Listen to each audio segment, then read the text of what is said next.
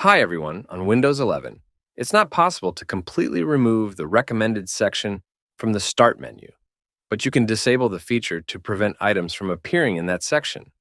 And in this guide, I will show you the steps to complete this configuration. The Recommended section is part of the Start menu.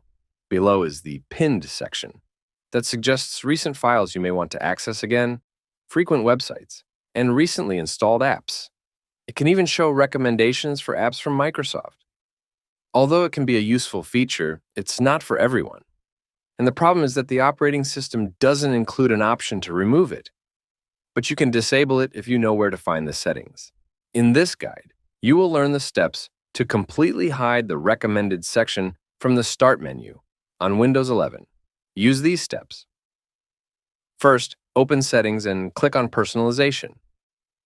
Next, click the Start tab and turn off the Show Recently Added Apps toggle switch. Next, turn off the Show Recently Opened Items in Start, Jump Lists, and File Explorer toggle switch. And turn off the Show Recommendations for Tips, App Promotions, and More toggle switch. Next, Optional.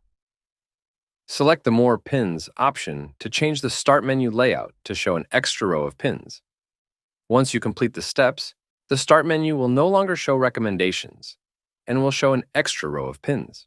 If you're watching my video for the first time, please make sure to grab the subscribe button to get the thumbs up and turn on your notifications so you never miss an update. See you in the next video.